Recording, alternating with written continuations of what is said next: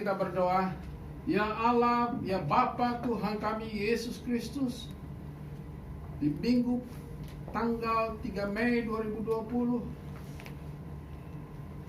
pasca Paskah, minggu keempat, kami percaya Tuhan terus hadir dalam kehidupan kami, dan kami bersyukur kami masih hidup, dan kami akan mendengar firman Tuhan dimanapun kami berada. Siapapun yang mendengar firman ini, biarlah terberkati dan menjadi rema bagi kehidupan kami. Dalam nama Allah Bapa, Yesus Kristus dan Roh Kudus, kami akan dengar firman-Mu dan kami dikuduskan. Amin. Shalom. Shalom. Hari ini kita akan langsung saja dari ambil Yohanes pasal 21. Yohanes pasal 21. Yohanes pasal 21 ayat 15 sampai 19. Judul perikopnya adalah Gembalakanlah domba-dombaku. Gembalakanlah domba-dombaku. Di pasca Paskah minggu keempat saya akan sampaikan. Pada minggu depan sudah bicara apa pesan Tuhan sebelum Paskah. Ini pesan khusus. Pesan khusus yang harus diingat seluruh umat Kristen, khususnya para hamba Tuhan. Gembalakanlah domba-domba.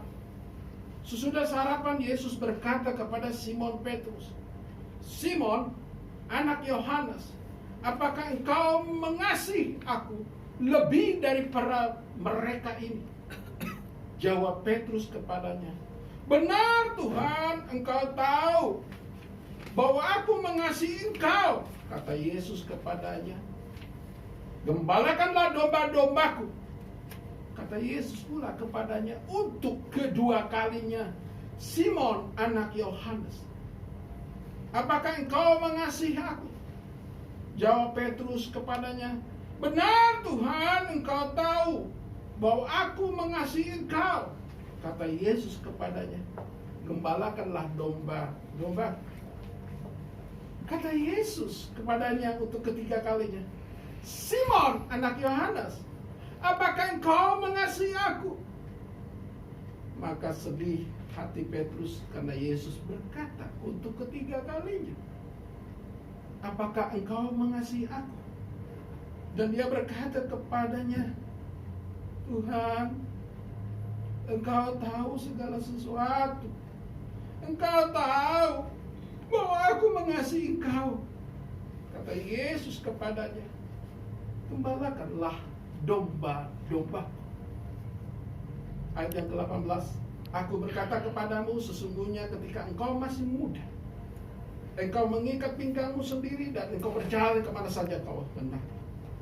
Tetapi jika engkau sudah menjadi tua, engkau akan mengulurkan tanganmu dan orang lain akan mengikat engkau dan membawa engkau ke tempat yang tidak kau kehendaki. Dan hal ini dikatakan untuk menyatakan bagaimana Petrus akan mati dan memuliakan Allah. Sudah mengatakan demikian, dia berkata kepada Petrus, ikutlah aku. Saudara yang kasih dalam nama Yesus, saya berkhotbah bagaimana tuntutan, syarat, kualifikasi yang diinginkan Tuhan sebagai gembala. Tetapi sebelum itu, saya akan melihat dulu latar belakang siapa Simon Petrus. Simon Petrus adalah penjala ikan. Tuhan ingin dia menjadi penjala manusia. Simon Petrus adalah rasul atau murid pertama yang Tuhan tarik dalam perjalanan hidup pelayanan Tuhan. Dan dia adalah bersaudara dengan Andreas. Dan Simon termasuk orang yang bisa dikatakan mempunyai kepemimpinan, leadership. Dan Simon Petrus adalah orang yang sangat masuk kelompok yang disayangi Tuhan. Pada saat naik Bukit Doa, Petrus adalah salah satu yang dibawa Yesus dalam Bukit Doa bersama Yakobus, bersama Andreas. Adalah orang bersama Yohanes, tambah satu orang lagi jadi 4 orang. Mereka ini adalah orang murid Tuhan yang sangat Tuhan sayangi. Memang ada yang sangat lagi disayangi Tuhan adalah Yohanes. Tetapi Simon Petrus mendapat tempat khusus di hati Tuhan. Sebelum ini terjadi, sebelum Tuhan mengatakan, sebelum kenaikannya, Tuhan sudah mengatakan sebelum Tuhan disalibkan di Matius 16 ayat 18. Hai Petrus, aku akan mendirikan jemaat. Tuhan sudah mengingatkan, dan ini pengingatan dan pengutusan yang diteguhkan oleh Tuhan untuk kedua kalinya. Simon Petrus adalah orang memang yang tidak berpendidikan tinggi, tetapi dia punya hati untuk melayani Tuhan. Nah, Tuhan tahu bagaimana hati Petrus.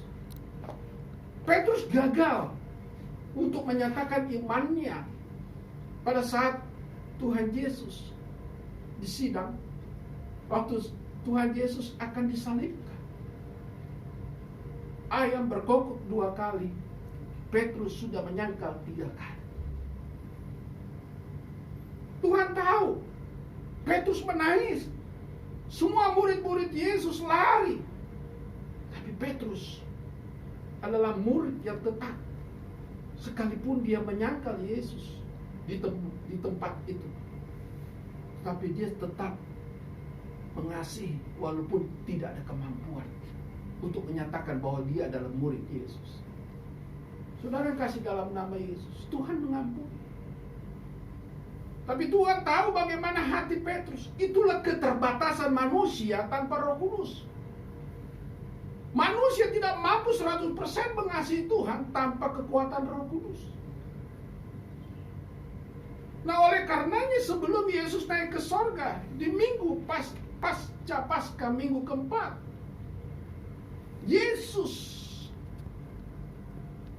mengingatkan ulang, sehingga Petrus pada saat yang ketiga kali Tuhan mengatakan, apakah engkau mengasihi aku? Petrus hatinya sedih. Tuhan tahu, Tuhan sangat tahu, omniscience, itulah sifat Tuhan. Tuhan tahu sifat daripada karakter Petrus. Petrus begitu pemberani, Petrus begitu dekat dengan Tuhan, tetapi dia tidak mampu dengan kekuatannya. Yesus mengajak Petrus, menegaskan, apakah engkau mengasihi aku? Jika engkau mengasihi aku, lakukanlah penggembalaan. Saudara yang kasih dalam nama Yesus, apa yang mau saya khotbahkan pada hari ini adalah bagian yang terpenting pada hari ini, bahwa seorang gembala harus betul-betul mengasihi Tuhan. Tetapi mengasihi Tuhan dengan bukan kekuatan sendiri. Mengasihi Tuhan dengan kekuatan yang diberikan Roh Kudus kepada siapapun yang punya hati mau mengikut Yesus. Karena ajakan ayat 19, ikutlah aku. Bagi orang yang mau mengikut Yesus, dia harus minta kemampuan untuk mengasihi Tuhan Yesus. Seorang gembala harus mampu punya dasar kasih. Karena dalam 1 Korintus 13,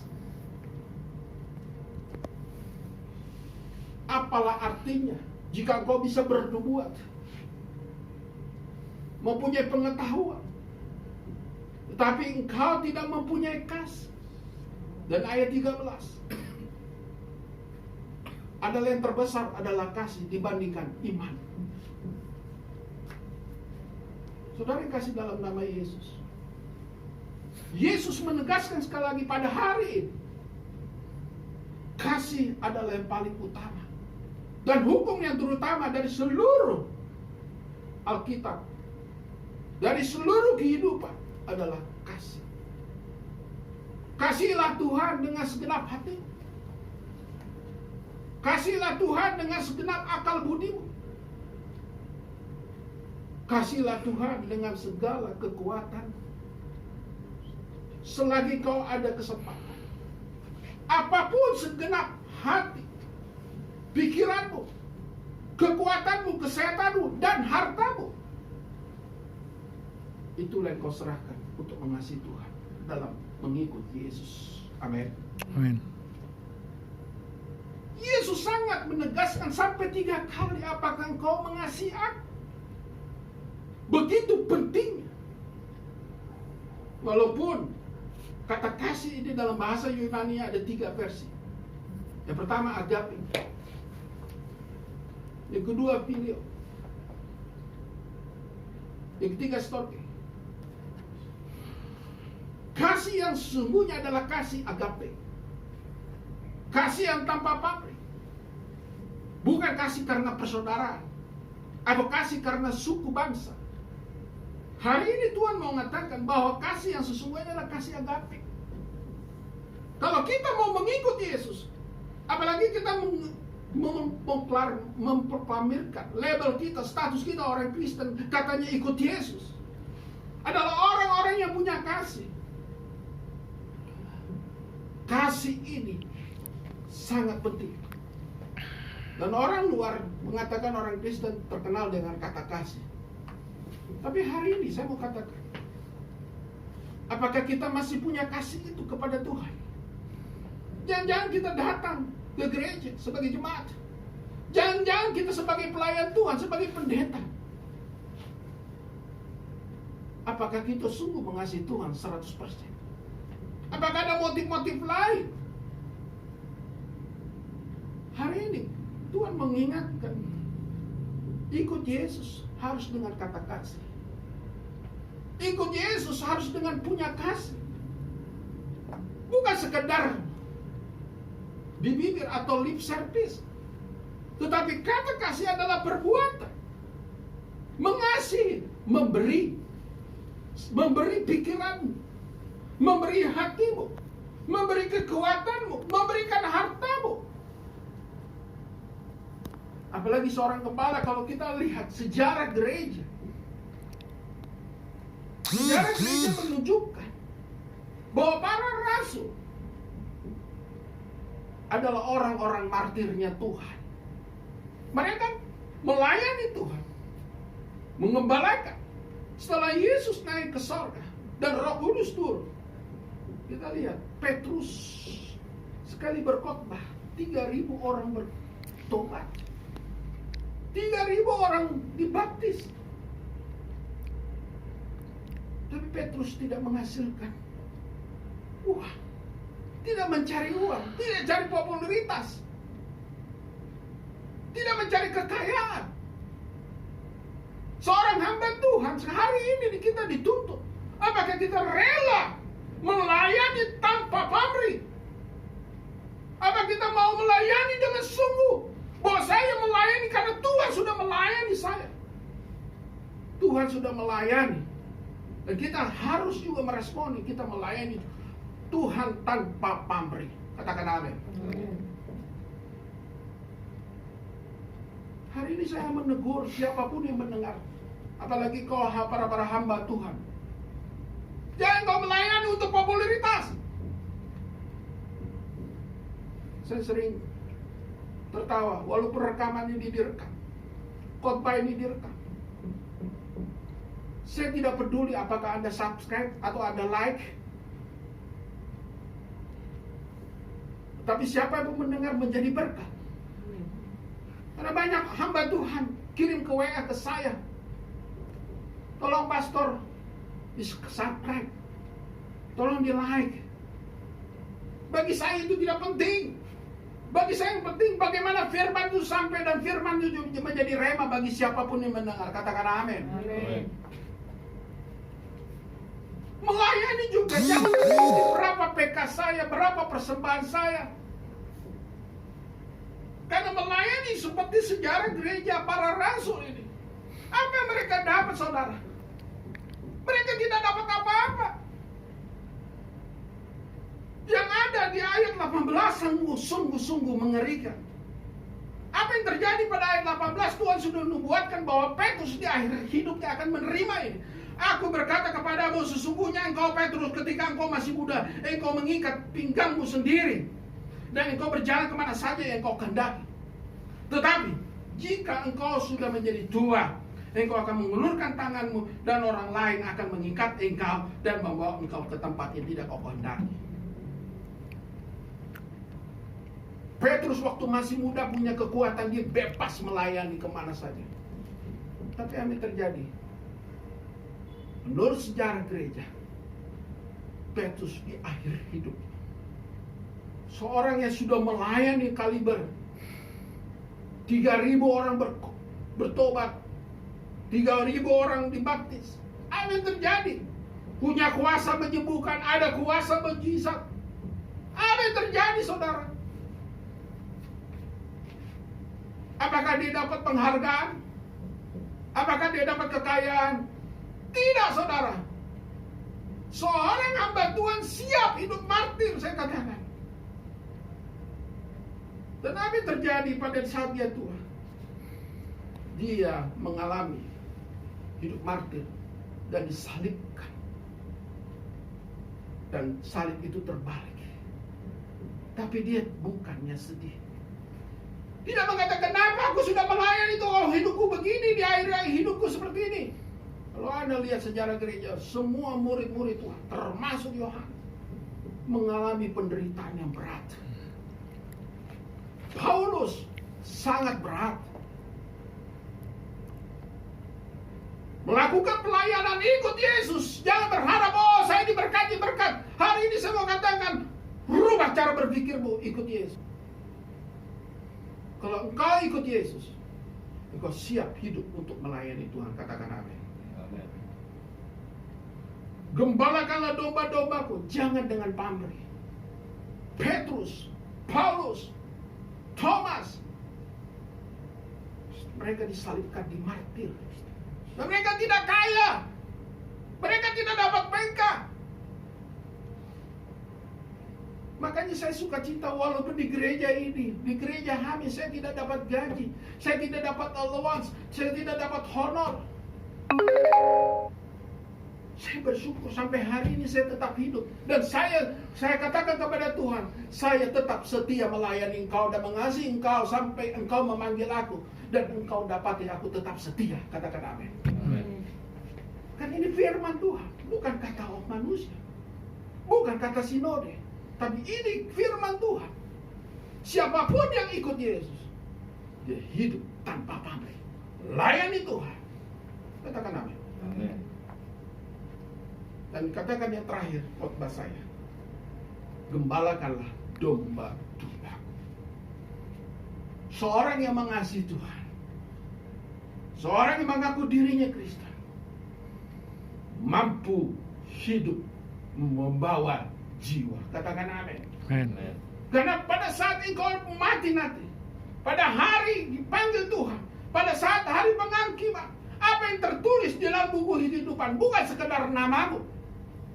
Jika engkau masuk surga, jika engkau masuk surga, tetapi yang tertulis dalam buku kitab atau buku kehidupan adalah bagaimana perbuatanmu, sikap hatimu, attitude-mu, karaktermu dalam engkau melayani Tuhan.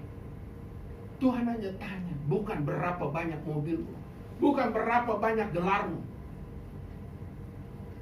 tetapi Tuhan tanya, apakah kau sudah mengembalakan domba-dombaku? Apa dimaksud domba-dombaku? Domba-dombaku sebagai imam.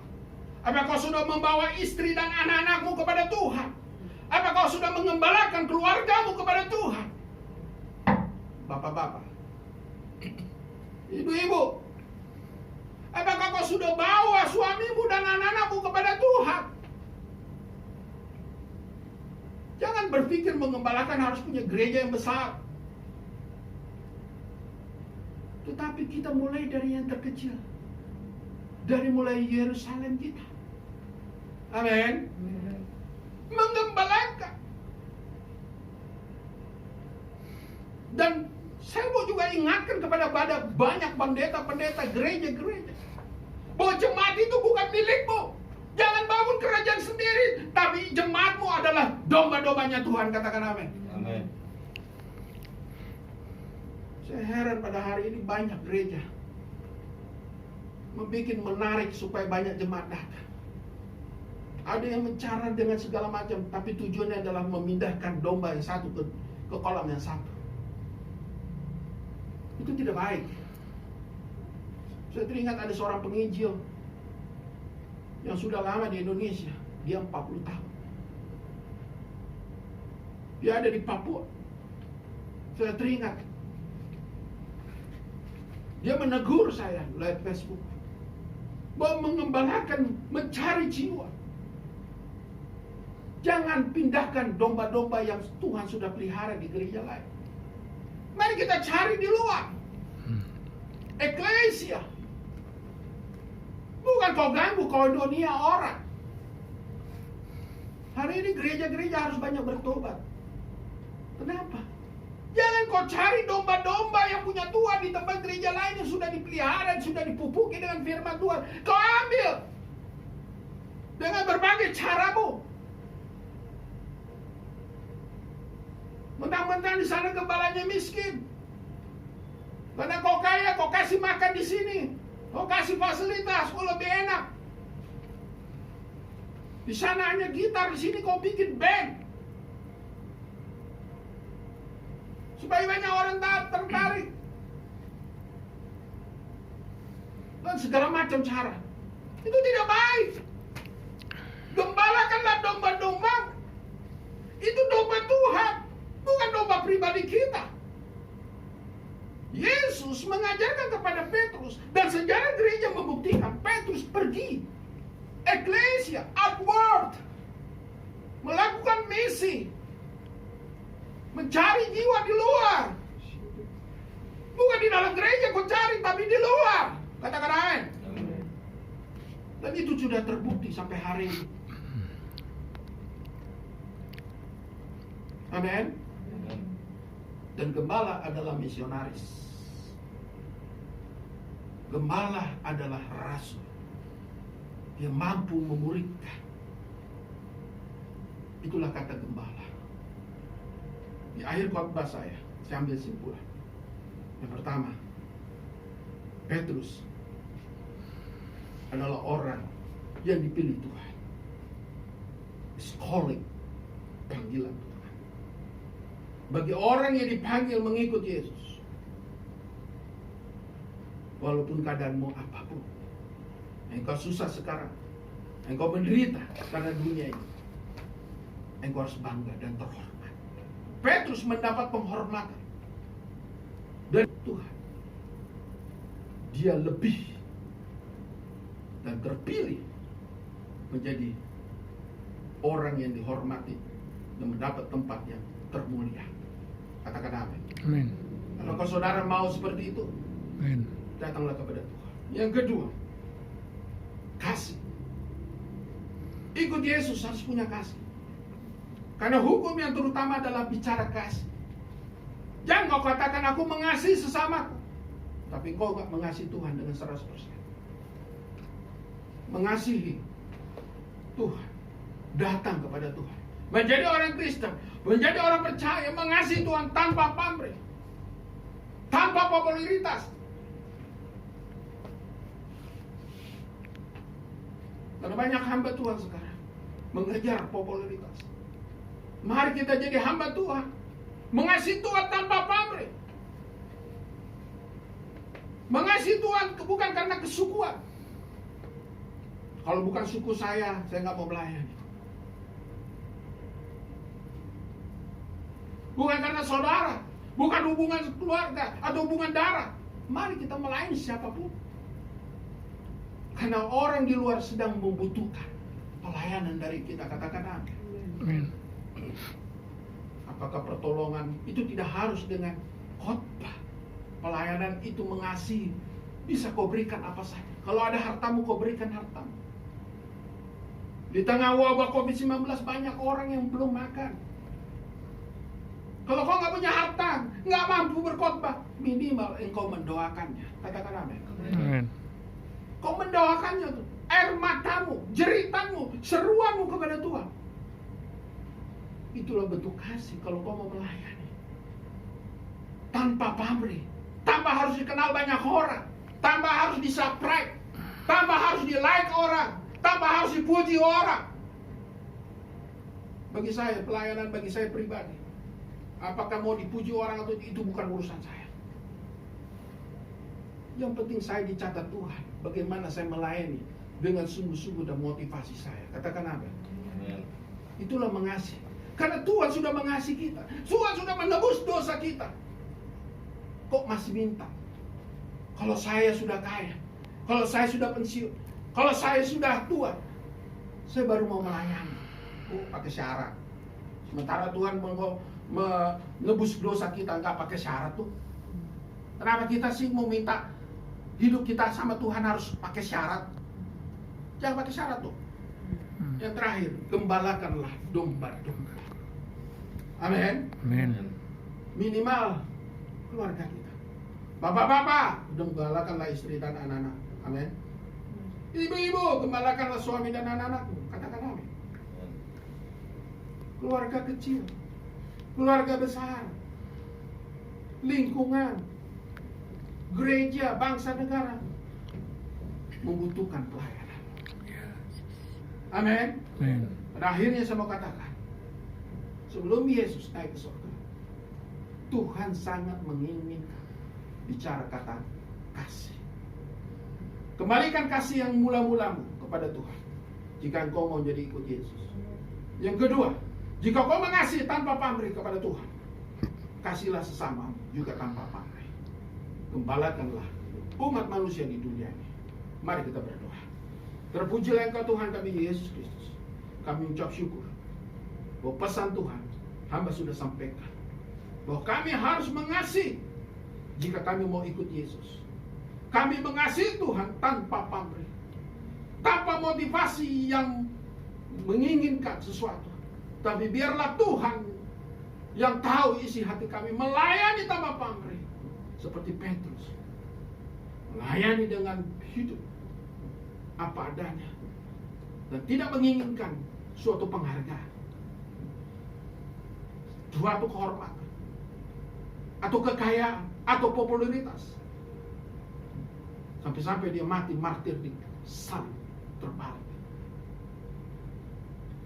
Dan mengembalakan siapa yang mampu kami gembalakan. Karena umat itu adalah milik Tuhan, bukan milik kami. Siapapun adalah kembali. Pakailah kami melayani hal yang terkecil dari mulai keluarga kecil kami, keluarga besar kami, lingkungan kami, negara kami. Kami mau dipakai Tuhan. Kalau kami pengikut Yesus, itulah yang disebut Kristus dan Kristen. Kalau kami menjadi pengikut Kristus, kami siap engkau dan kami siap mengembalakan domba-domba Tuhan. Amin.